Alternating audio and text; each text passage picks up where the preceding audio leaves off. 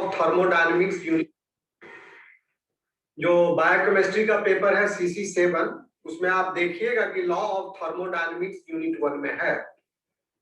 इसकी आज हम चर्चा करेंगे कि लॉ ऑफ थर्मोडायनेमिक्स होता क्या है। पहले थर्मोडायनेमिक्स के बारे में जान लेते हैं कि एक बहुत ही इंपॉर्टेंट ब्रांच है फिजिक्स एंड केमिस्ट्री साइंस का, और बायोलॉजी में भी इसकी जानकारी होनी आवश्यक है, क्योंकि जब आप आगे पढ़ेंगे कि कैसे एनर्जी हार्वेस्टिंग होता है, हमारे जो भी हम न्यूट्रिएंट्स, कार्बोहाइड्रेट, फैट, ये सब जो हम भोजन के द्वारा माध्यम ग्रहण करते हैं, तो इनका एक स्टेप वाइज मैनर में डाइजेशन होता है और उससे हम स्टेप वाइज एनर्जी हम एक्सट्रैक्ट करते हैं। ठीक है, बाहर में आप जो देखते हैं, जैसे हमने लकड़ी जलाई या गैस जलाई या गाड़ी के अंदर जो डीजल पेट्रोल, वो भी ईंधन ही है, तो उसमें स्टेप वाइज प्रोसेस नहीं है, वो डायरेक्ट ईंधन को जला देते हैं और उससे उत्पन्न हुई ऊष्मा को वो मैकेनिकल एनर्जी में कन्वर्ट करते हैं। तो उसमें क्या होता है कि इफिशियंसी काफी कम हो जाती है। अगर 100 किलो जूल एनर्जी उपलब्ध है तो आप समझिए कि अच्छी से अच्छी गाड़ी भी ज्यादा एफिशिएंट नहीं होती, 12% इफिशियंसी भी बहुत है उसके लिए। और बाकी जो एनर्जी है वो उष्मा के माध्यम से हम सराउंडिंग में खो देते हैं। लेकिन हमारे बॉडी के अंदर ये मैकेनिज्म है कि हम ज्यादा से, समझ में आ रहा है आप लोगों को?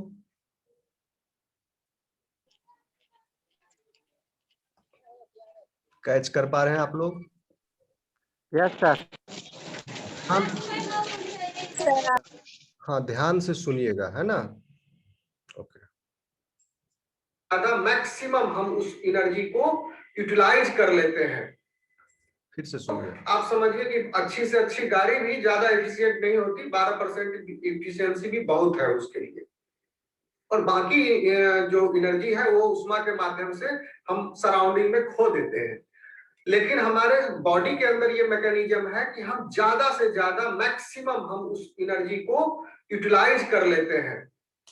ठीक है, डाइजेशन के द्वारा हम अपने फूड को डाइजेस्ट करते हैं, डाइजेस्ट करके फूड को सिंपलर सब्सटेंसेज में वो ब्रेक डाउन होता है, फिर वहां से वो हम माइटोकॉन्ड्रिया में आप जानते हैं एटीपी प्रोडक्शन होता है, एटीपी प्रोड्यूस करके उस एनर्जी को हम कंजर्व कर लेते हैं।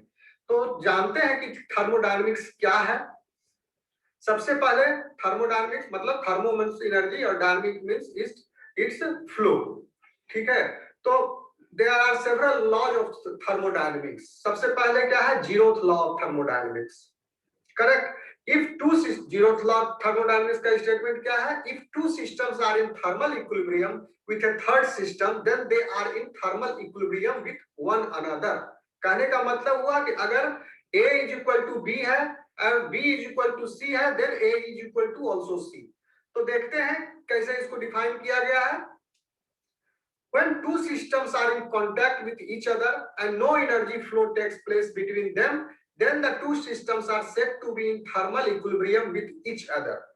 In simple words, thermal equilibrium means that the two systems are at the same temperature. Thermal equilibrium is a concept that is so integral to our daily lives.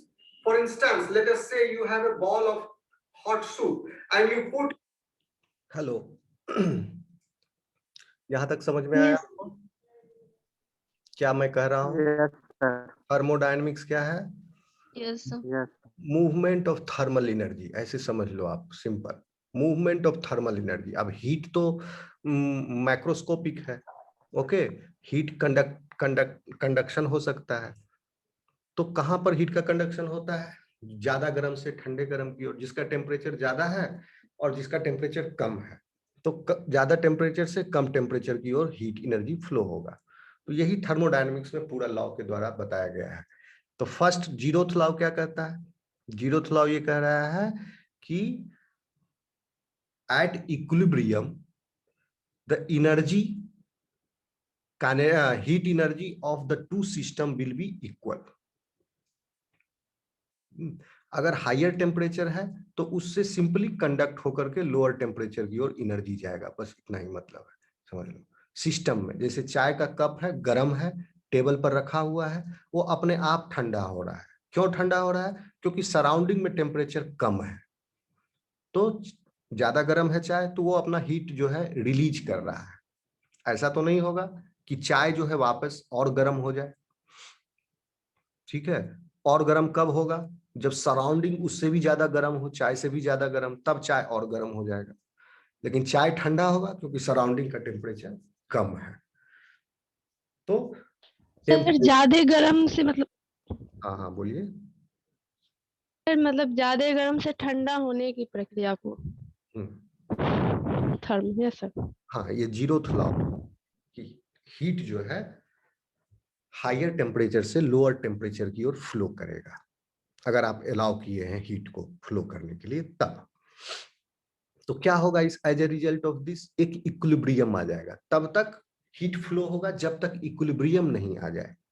Temperature किसका equilibrium? Temperature का equilibrium ना आ जाए। तो चाय तब तक ठंडी होगी जब तक वो आपके कमरे के तापमान के बराबर ना हो जाए। फिर उससे नीचे नहीं जाएगा, फिर और भी ज्यादा ठंडा होते नहीं जाएगा। बर्फ नहीं बन जाएगा फिर, ठीक है, समझ गए? उतना ही तक ठंडा होगा जितना तक रूम का टेम्परेचर आया। ठंडा हम इसलिए बोल रहे हैं क्योंकि पहले टेम्परेचर उसका ज्यादा था। छूने में ठंडा से मतलब नहीं है, टेम्परेचर उसका घटा, चाय के कप से टेम्परेचर फ्लो हुआ सराउंडिंग में, और वो इक्विलिब्रेट हो गया कब? जब उसका टेम्परेचर बराबर हो गया। यानी सिस्टम और सराउंडिंग का टेम्परेचर बराबर हो गया तो हीट फ्लो रुक गया। समझे आप? ये जीरोथ लॉ है। फिर से सुनिए आप। Freezer. What will happen to the soup? The soup will of course start cooling down with the time. You all know that, and you also probably know that the soup will continue to cool down until it reaches the same temperature as the freezer. Even if you are familiar with the concept, what similarly अगर fridge के अंदर कोई आप चीज रखते हो तो क्या होगा? वो ठंडा होने लगेगा। फ्रिज के अंदर उसका सराउंडिंग कम है टेम्परेचर का, और आपने जो सामान रखा उसका टेम्परेचर ज्यादा है, तो वो टेम्परेचर क्या होगा? हीट फ्लो करेगा आपके सामान से अब फ्रीजर के सराउंडिंग में, फ्रिज के सराउंडिंग में। तो क्या होगा? आपका सामान फिर ठंडा होगा। अगर फ्रिज नहीं है, बाहर रख दिए, तो सराउंडिंग, जैसा सराउंडिंग होगा उसी सराउंडिंग के अकॉर्डिंगली आपका हीट जो है मेंटेन होगा, एडजस्ट होगा, हीट का फ्लो होगा। may not realize is that this is an excellent example of thermal equilibrium. तो जब हम जैसे चाय बनाए, आप अपने टेबल पर रख दिया, तो क्या करेगा चाय? धीरे धीरे वो ठंडा होना शुरू हो जाएगा। तब तक ठंडा होगा जब तक कि वो रूम के टेम्परेचर के बराबर नहीं हो जाता। या कि कोई गर्म खाना आपने फ्रिज में रख दिया तो वो भी ठंडा होना शुरू हो जाएगा तब तक, जब तक कि फ्रिज के अंदर का टेम्परेचर और आपके भोजन का टेम्परेचर दोनों बराबर नहीं हो जाता। ऐसा नहीं होगा कि टेबल पर रखी चाय रूम के टेम्परेचर से भी नीचे चली जाए ठंडे होते होते, ऐसा नहीं होगा। ठीक है, उसके लिए आपको फिर वर्क करना पड़ेगा। और उसी तरह फ्रिज में जो खाना रखा हुआ है वो भी ऐसा नहीं होगा कि वो फ्रिज के भी टेम्परेचर से नीचे चला जाए, ठीक है, या वो टेम्परेचर मेंटेन किए रहे अपना, ऐसा नहीं होगा। तो this is the zeroth law of thermodynamics की एक थर्मल इक्विलिब्रियम आने के लिए वो मेंटेन करता है, थर्मल इक्विलिब्रियम में आने की कोशिश करता है। अगर आपका जो सिस्टम है वो सराउंडिंग के साथ प्लेस कर दिया गया है, तो बिना किसी, अगर उसके ऊपर कोई एक्सटर्नल फोर्स या वर्क अप्लाई नहीं किया गया है, तो that will attain thermal equilibrium in due course of the time.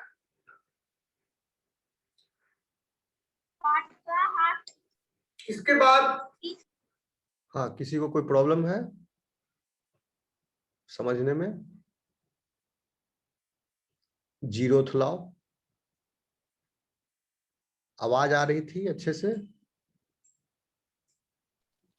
Yes sir. Yes sir, आवाज आ रही है। Yes sir.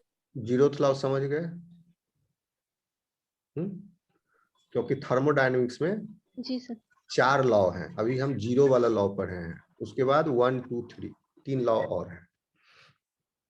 एग्जाम में आ सकता है 5 नंबर का, ज्यादातर सेकेंड लॉ पूछ देता है। सबसे इंपॉर्टेंट सेकेंड लॉ है, लेंदी वही है।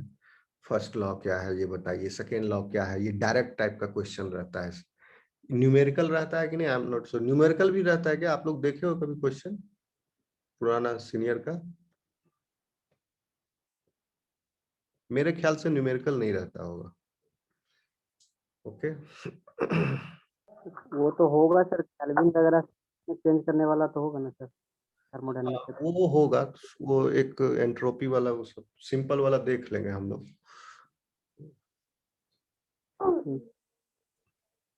ओके अब आते हैं आगे बढ़ते। हम पढ़ेंगे फर्स्ट लॉ ऑफ थर्मोडायनेमिक्स का। तो लेकिन वो एक इंपॉर्टेंट फैक्ट है, point to be noted here is the zeroth law of thermodynamics is temperature affects the direction of heat flow between the system. Heat always flow from high temperature to low temperature. ठीक है, heat flow को mathematically हम Q से denote करते हैं। सब explain कर दिया है। फर्स्ट लॉ ऑफ थर्मोडायनेमिक्स पर आते हैं। So this law is essentially the law of conservation of energy.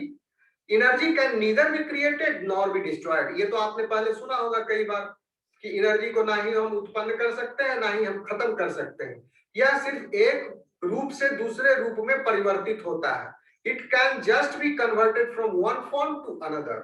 In simple words, the first law of thermodynamics states that whenever heat energy is added to a system from outside, some of that energy stays in that system and the rest gets consumed in the form of work. Energy that stays in the system increases the internal energy of the system.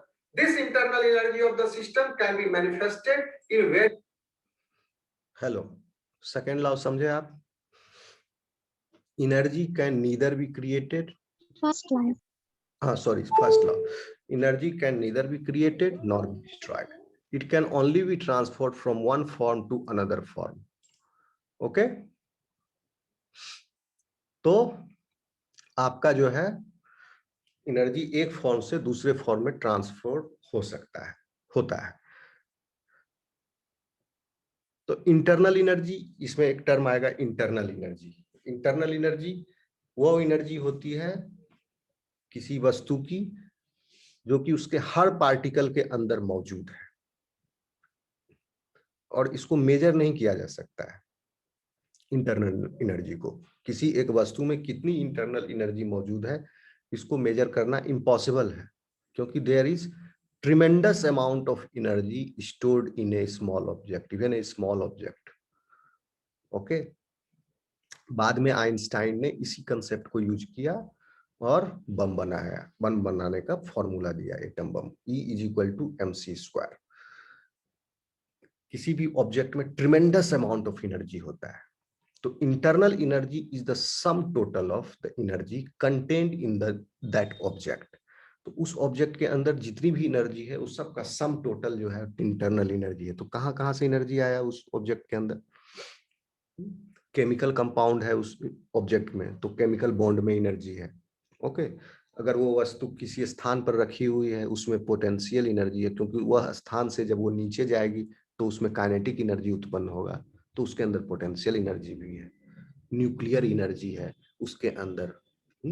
जब उसका breakdown होगा, अगर मास, उसका मास को ही अगर energy में convert कर दिया जाए न्यूक्लियस का को ब्रेक डाउन करके, तो देन क्या होगा? प्रोटॉन एंड न्यूट्रॉन्स जो मास है उसका, that will be converted into the energy, जो एटम बम का फॉर्मूला था, E=mc²।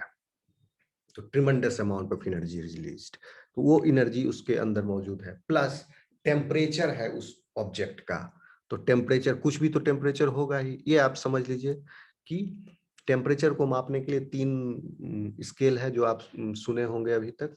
First one is degree centigrade, second one is degree Fahrenheit, and third one is, जो कि स्टैंडर्ड यूनिट है टेम्परेचर का, वो है केल्विन। ओके, तो 0 डिग्री, सर एक फोर्थ भी तो होता है सर, रूमर वगैरह सर। नहीं, थर्ड केल्विन को ही आप समझिए, ठीक है ना? एब्सोल्यूट टेम्परेचर केल्विन से, 0 degree kelvin is absolute temperature. तो केल्विन जो है आपका एब्सोल्यूट स्टैंडर्ड यूनिट है के, and 0 degree kelvin is a hypothetical situation, कभी अचीव नहीं किया जा सकता है 0 डिग्री केल्विन। आप तो 0 degree centigrade is equal to कितना होता है? 273 केल्विन। तो सेंटीग्रेड आप सेंटीग्रेड को फॉरेनहाइट में कैसे बदलते हैं ये भी आप जान लो, इंपॉर्टेंट है, आप देख लेना, फॉर्मूला है उसका। और सेंटीग्रेड को केल्विन में कैसे कन्वर्ट करते हैं ये बहुत ही सिंपल है, क्योंकि 0 degree centigrade is equal to 273, तो room temperature 25 degree centigrade is equal to 273 plus 25 298 kelvin हुआ। Okay, and 0 degree kelvin is hypothetical situation, तो 0 degree kelvin is equal to कितना degree centigrade, minus 293 degree centigrade temperature. Universe में कहीं नहीं मिल सकता है इतना कम टेम्परेचर। ओके, अब फाइंड आउट करो लिक्विड नाइट्रोजन का कितना टेम्परेचर होता है, लिक्विड ऑक्सीजन का कितना टेम्परेचर होता है, ड्राई आइस कितने टेम्परेचर पर बन जाता है, ये आप फाइंड आउट करो। ओके, तो 0 इस जब हम फोर्थ लॉ पढ़ेंगे थर्ड लॉ, तो उस समय बताएंगे इसका 0 डिग्री जीरो केल्विन के साथ डिग्री यूज नहीं होता, 0 केल्विन। तो जब फर्स्ट लॉ की जब चर्चा आती है कि energy can neither be created nor be destroyed, तब बहुत सारा कंसेप्ट क्रिएट होता है। एक तो ये कंसेप्ट आया इंटरनल एनर्जी का, तब एनर्जी है कहाँ, टोटल एनर्जी जो उस ऑब्जेक्ट के अंदर कंटेंट है that is called as internal energy, which is sum total of kinetic, heat, nuclear energy, chemical bond, इस सब का टोटल है। ओके, पोटेंशियल एनर्जी, और it is impossible to measure. तो हम क्या करते हैं, हम इनिशियल स्टेट और फाइनल स्टेट के बीच में कंपैरिजन करते हैं, यानी किसी भी इवेंट के होने के पहले उसकी क्या दशा थी और इवेंट खत्म हुआ तब क्या दशा थी, कितना एनर्जी था, यानी चेंज इन इंटरनल एनर्जी, जो काम हुआ। ठीक है, किसी भी सिस्टम में जब आप वर्क करोगे, काम दोगे उसको, यानी उसके ऊपर वर्क करोगे, तो उसके अंदर इंटरनल एनर्जी में चेंज आएगा, क्योंकि वर्क में आपने खुद एनर्जी दिया। वर्क भी कहाँ से डिराइव होता है, एनर्जी से डिराइव होता है। तो जब वर्क करेंगे आप किसी भी सिस्टम के ऊपर, मैकेनिकल वर्क या हीट दिए या प्रेशर से उसको दिए, तो वर्क करने की वजह से, वर्क करने में आपने एनर्जी दिया, एक्सटर्नल एनर्जी अप्लाई हुआ, वर्क हुआ, then internal energy of that system changes. अगर आपने वर्क किया है, then internal energy of that system will increase. Okay, and as well as internal energy increase होगा, साथ ही इंटरनल एनर्जी इंक्रीज होने का मतलब क्या हुआ, उसके अंदर हीट भी बढ़ा, हीट भी बढ़ा। आपने ऊपर से वर्क किया तो उसके अंदर हीट भी बढ़ेगा, एंड अदर थिंग्स, जैसे मान लिया है उसका स्ट्रक्चर में चेंज आ जाए, प्रेशर में चेंज आए, शेप में चेंज आए, उस सिस्टम में वर्क करने की वजह से, आपके वर्क करने की वजह से उसमें कोई पहिया या चक्का घूमने लगे। ओके, जैसे कि आप क्या करते हो, आप जैसे गाड़ी है, गाड़ी चल रही है, कार चल रहा है, वो भी एक सिस्टम है, कार इज ए सिस्टम। दो तरह का सिस्टम, अभी सिस्टम के बारे में थोड़ा सा आपको एक्सपोजर देना पड़ेगा। There are 3 types of system, isolated system, open system and close system. तो ये 3 सिस्टम आप पहले समझ लो, तो थोड़ा आसानी होगी इस लॉज को समझने में। ओके, मैं थोड़ा स्क्रीन शेयर करता हूँ सिस्टम का।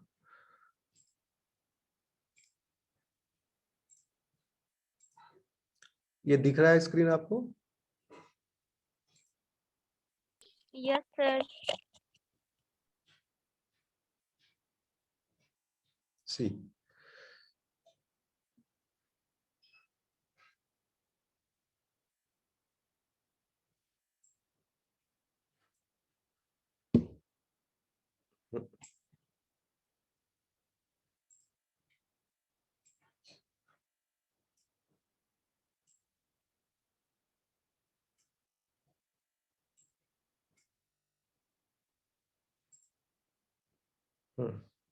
ये देखिए, ये जो है बस एक कंसेप्ट है। सिस्टम हम किसको कहते हैं, सिस्टम हम कहते हैं ए रीजन कंटेनिंग एनर्जी एंड और मैटर, जो आप जिस पर आप वर्क कर रहे हो, एक सिस्टम है। उसको हम सिस्टम बोलते हैं। सिस्टम का एक डिफाइंड बाउंड्री है, ओके। तो उस पर आप वर्क किए और वर्क करने की वजह से उसमें हीट या तो जनरेट होगा या आप उसमें हीट दोगे भी। तो सिस्टम जो है, उस सिस्टम का सराउंडिंग्स के साथ वर्क का और हीट का आदान प्रदान चलता रहता है। अगर आपने वर्क किया यानी सराउंडिंग से वर्क घुसा सिस्टम में, अंदर में सिस्टम के ऊपर वर्क आया, एरो को अगर आप इस तरह से समझिए, तो सिस्टम के अंदर हीट जनरेट होगा and heat will flow to the surrounding. If the surrounding से अगर हीट सिस्टम में गया, सिस्टम को गर्म किए आप, जैसे चाय की केतली चूल्हे पर चढ़ी हुई है, गर्म किए, सराउंडिंग क्या था, चूल्हा था, सराउंडिंग गैस जो है सराउंडिंग से दिए, उसको बर्नर गर्म किए, सिस्टम क्या है, आपकी केतली, उसके अंदर रखी चाय या पानी जो उबलेगी थोड़ी देर में, तो उसके ऊपर वर्क हुआ, आपने हीट दिया, तो धीरे धीरे क्या हुआ, बर्दाश्त किया, थोड़ा देर में वो भाप बनने लगा, वर्क हुआ, ठीक है। तो मैकेनिकल वर्क भी हुआ। जैसे प्रेशर कुकर है, बंद कर दिए आप, क्लोज कर दिए अगर मान लो, तो एक टाइम ऐसा आएगा कि सीटी मारेगा, मैकेनिकल भी वर्क हुआ, काइनेटिक भी वर्क हुआ, सब तरह का एक टोटल वर्क हुआ उसमें। मैकेनिकल भी हुआ, हीट भी निकला, ओके, साउंड भी निकला, ओके, उबला भी, बाहर भी निकला। तो इस तरह से आपका हीट, और कहने का मतलब है सिस्टम और सराउंडिंग के बीच में ये कम्युनिकेशन हो रहा है हीट और वर्क का। तो एक बाउंड्री है, सिस्टम का बाउंड्री है एक, और ये आइसोलेटेड बाउंड्री, ये यूनिवर्स है, ओके। यूनिवर्स इज ए, अब इस बेसिस के आधार पर there are 3 types of system. Isolated system is that system in which there is no mass flow, there is no work flow also, and there is no heat flow। यानी कि ये system इतना बड़ा है, ये सिस्टम आइसोलेटेड सिस्टम, कि सारी प्रक्रियाएं उस सिस्टम के अंदर ही हो रही हैं। उस सिस्टम से बाहर ना मास जा रहा है, ना वर्क जा रहा है, ना हीट जा रहा है। तो ये आइसोलेटेड सिस्टम सिर्फ यूनिवर्स ही है, यूनिवर्स है, तो सारा काम उसके अंदर हो, यूनिवर्स से बाहर कोई मास नहीं जा रहा है, कुछ वर्क नहीं जा रहा है, कोई हीट नहीं जा रहा है। तो isolated system. And open system is that system in which mass flow is also happening, work flow is also happening, and heat flow is also happening। किसके साथ, सराउंडिंग के साथ। आइसोलेटेड सिस्टम में सराउंडिंग के साथ मास, वर्क और heat का आदान प्रदान नहीं होता है आइसोलेटेड सिस्टम में। तो यूनिवर्स एक आइसोलेटेड सिस्टम है क्योंकि उसके अलावा कोई सराउंडिंग ही नहीं है। ओपन सिस्टम में मास, वर्क और हीट तीनों का आदान प्रदान सराउंडिंग के साथ हो सकता है, ओपन सिस्टम होता है। जैसे कि एग्जांपल ओपन सिस्टम का आप समझिए, अभी बताए आप चाय बना रहे हैं तो क्या हो रहा है, या दूध उबाल रहे हैं तो क्या हो रहा है, वहां पर मास फ्लो भी हो रहा है सराउंडिंग के साथ, यानी उबलने के बाद जो भाप निकली वो वातावरण में गई, सराउंडिंग में गई, तो मास भी उसके बाहर निकल रहा है। वर्क भी हो रहा है, आप गर्म कर रहे हैं तो उबल रहा है, वो वर्क भी हो रहा है। हीट भी आदान प्रदान हो रहा है, यानी सराउंडिंग से आप उसको वर्क किए, ठीक है, तो उसमें भी वर्क हो रहा है सराउंडिंग के साथ। और हीट जो है आपने सराउंडिंग से दिया तो उसमें गर्मी भी आई। ये तीनों काम हो रहा है उसमें, सराउंडिंग के साथ हो रहा है। तो ओपन सिस्टम, एक पानी उबल रहा है वो ओपन सिस्टम है केतली में। क्लोज सिस्टम वैसा सिस्टम है मास का फ्लो नहीं होगा लेकिन वर्क और हीट का फ्लो होगा, ठीक है। तो वर्क और हीट का फ्लो हो रहा है, यानी हीट हम दे रहे हैं तो वो वर्क कर रहा है, बदले में उस सिस्टम का मास नहीं घट रहा है। तो इसी ये क्लोज सिस्टम को ही यूज करके, कंसेप्ट को यूज करके आप क्या बनाए, कार का इंजन बनाए, कि वहां पर मास का फ्लो नहीं हो रहा है। अगर पूरे कार को इंजन और पेट्रोल टंकी के साथ सिस्टम कंसीडर करोगे तब मास घट रहा है, क्योंकि कार धुआं छोड़ रहा है, तेल जल रहा है और जल करके धुआं बन करके मास घट रहा है, निकल रहा है। लेकिन अगर सिर्फ इंजन को कंसीडर करोगे आप, तो इंजन का मास नहीं घट रहा है, इंजन का वजन नहीं घट रहा है, इंजन में बाहर से ईंधन आ रहा है और ईंधन जल करके हीट उत्पन्न करके वर्क दे रहा है। तो यहां पर सिर्फ इंजन का जो सिस्टम है, ओके, जो पिस्टन सिस्टम है वहां पर हीट बाहर जल रहा है, तो that is a close system, okay. जैसे आपका बॉडी है, आपका बॉडी क्या है, किस टाइप का सिस्टम है, ओपन सिस्टम है कि क्लोज सिस्टम है, एनीबॉडी? किस टाइप का सिस्टम है आपका? क्लोज क्लोज है। Close system. क्लोज कैसे है भैया? रोज सुबह सुबह नहीं जाते हो? खाना नहीं खाते हो? मांस का फ्लो नहीं हो रहा है, ऑक्सीजन सांस छोड़ रहे हो कि नहीं छोड़ रहे हो? तो हमारा बॉडी जो है ओपन सिस्टम है। क्लोज सिस्टम रहता तो हम जिंदा ही नहीं रह सकते थे। खाना खाएंगे, हम मांस को लेंगे, उससे केमिकल एनर्जी हार्वेस्ट करेंगे। ओके, क्लोज सिस्टम हो गया बहुत, ये इंजन सब जो है आपका जेट इंजन, ये सब क्लोज सिस्टम है। ओके, कार का इंजन, हम लोग ओपन सिस्टम है। ठीक है, समझ में आ गया? हम लोग ओपन सिस्टम है। जी नहीं, सर। आप लोग क्लोज बता रहे थे।